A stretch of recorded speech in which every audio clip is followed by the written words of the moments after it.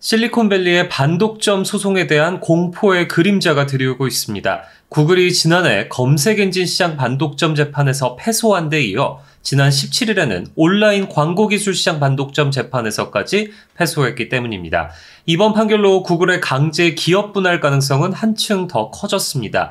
여기에 전임 바이든 행정부와 달리 빅테크에 유화적일 것이라 기대를 모았던 도널드 트럼프 미국 행정부가 강경한 태도를 유지하고 있다는 점도 이런 공포를 키우고 있습니다. 구글에 이어 줄줄이 반독점 재판에 걸려있는 애플, 메타, 아마존 등 다른 빅테크 기업들의 불안감도 커지고 있습니다.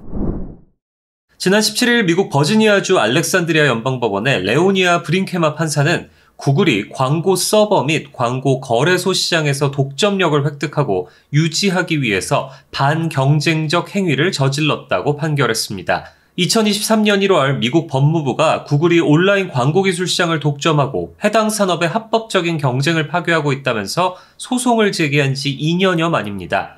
다만 법원은 광고주와 퍼블리셔 사이를 중개하는 광고 네트워크 시장에서 구글에 독점했다는 법무부의 주장은 받아들이지 않았는데요. 판결을 좀 자세히 한번 살펴보겠습니다. 미국 법원은 구글이 AI 애드 매니저라는 플랫폼을 통해서 웹사이트의 광고 배치나 게시를 돕는 광고 서버 시장과 광고를 실시간으로 사고 파는 광고 거래소 시장, 이 두 가지를 독점했다고 판단했습니다.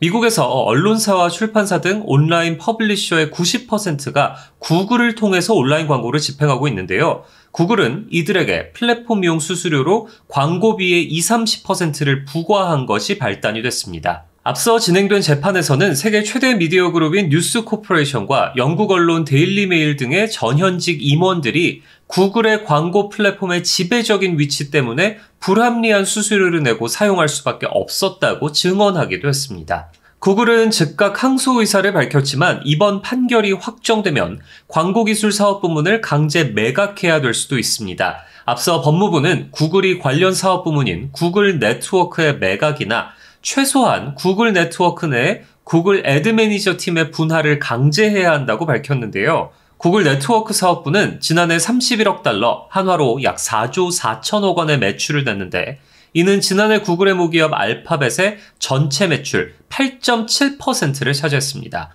지난해 9월 로이터 통신의 보도에 따르면 구글은 이미 유럽연합의 규제 당국 요구에 따라서 구글 애드 매니저 팀 일부를 분할하는 방안을 검토한 걸로 알려졌습니다. 사실 이번 판결보다 구글 앞에 놓인 더 큰 산은 검색엔진 시장 반독점 재판인데요. 미국 워싱턴 DC 연방법원은 지난해 8월 구글이 검색엔진 시장에서의 독점적인 지위를 활용해 검색 광고 가격을 부풀렸다고 판결하고 구글을 독점 기업이라고 명시했습니다. 미국 법무부는 해당 판결에 따라 지난해 11월 법원에 구글의 웹브라우저 크롬의 강제 매각을 요청한 상태인데요.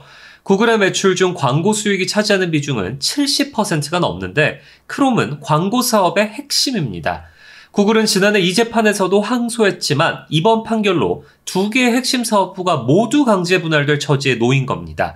구글 주가는 17일 판결에 1.42% 떨어진 151.16달러에 거래를 마쳤습니다.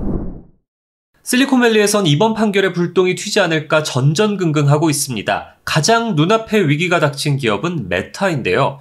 앞서 미국 연방거래위원회 FTC는 메타의 인스타그램과 왓츠앱 인수가 경쟁사를 제거해 시장을 독점하기 위한 인수 또는 매장, buy or bury 방식이었다면서 소송을 제기했습니다. 그리고 이에 따른 재판이 지난 14일 시작됐는데요. FTC는 이번 재판에서 저커버그 CEO가 2008년 사내 메일에서 경쟁보다 구매가 낫다고 말한 점을 증거로 제시했습니다. 인수 또는 매장 방식이란 건 말 그대로 이렇게 인수를 통해서 잠재적인 경쟁자를 제거해 시장 경쟁력을 유지하겠다는 전략인데요. FTC는 SNS 사용자 입장에서 페이스북과 인스타그램 등 메타의 앱을 제외하고서는 사실상 SNS상에서 친구 및 가족과 소통하기 위한 대안이 없다는 점을 들었습니다. 이게 바로 메타가 SNS 플랫폼 시장을 독점했다는 이유인데요. 메타가 이 재판에서 패소할 경우에는 인스타그램을 매각해야 될 수도 있습니다. 메타는 전체 매출의 97%가 광고에서 나옵니다. 인스타그램은 이 광고 매출의 41%를 차지하고 있는 것으로 알려져 있습니다. 시장조사 업체 이마케터는 인스타그램의 릴스가 틱톡의 대항마로 부상해서 올해 메타의 전체 광고 매출에서 인스타그램이 차지하는 비중이 절반을 넘길 것이라고 관측하기도 했는데요. 이는 다시 말해서 메타가 인스타그램을 분리매각해야 할 경우 메타의 사업 모델에는 치명타가 될 수밖에 없다는 걸 의미합니다. 뿐만 아니라 전 세계 SNS 플랫폼 시장에도 거대한 지각 변동이 불가피합니다. 그런데 재판을 담당하는 제임스 보스버그 판사는 2021년 FTC의 첫 소장을 기각했음에도 이후 수정 제출된 소장에서 더 강력하고 상세한 증거가 포함됐다면서 소송 진행을 허가했습니다. 굉장히 이례적인 일인데요. 그는 지난해 11월 메타의 약식 판결 신청을 거부하고 정식 재판으로 이 사안을 다루기로 결정했습니다. 미국 법원의 판결에 기업 분할의 운명이 결정될 수 있는 기업은 두 회사뿐만이 아닙니다. 아마존과 애플 역시 각각 온라인 유통시장과 스마트폰 시장 독점 혐의로 FTC와 법무부로부터 소송을 당해서 현재 재판을 앞두고 있는데요. 애플은 자사기기의 외부 소프트웨어 통합을 막았다는 혐의를 받고 있고, 아마존은 자사 쇼핑 플랫폼에서의 경쟁을 억제했다는 이유로 소송에 휘말려 있습니다. 빅테크의 기대와 달리 트럼프 2기 행정부의 규제 칼날은 빅테크의 저승사자라고도 불렸던 리나 칸이 FTC를 이끌었던 조 바이든 행정부 때와 비교해도 무뎌지지 않고 있다는 점도 변수인데요. 앞서 구글과 메타 등 주요 빅테크는 트럼프 대통령이 지난해 11월 대선에서 승리하자마자 앞다퉈서 선물 공세를 펼치면서 트럼프 환심사기에 앞장서 왔습니다.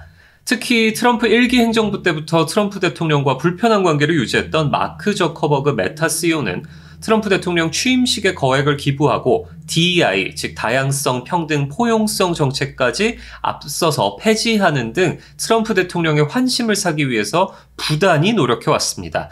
그럼에도 불구하고 트럼프 대통령은 지난달 법무부의 반독점 국장으로 게일 슬레이터를 임명하면서 빅테크는 그동안 난폭하게 행동해왔고 경쟁을 억눌러 왔으며 중소 테크 기업과 미국인들의 권리를 탄압해왔다고 강조했습니다. 슬레이터 국장은 최근 실리콘밸리의 스타트업 엑셀러레이터인 Y 콤비네이터가 주최한 행사에서 이제는 강력한 반독점 집행에 대한 초당적인 합의가 생겼다고 말하기까지 했습니다. 앞으로 빅테크들의 앞날은 어떻게 될까요?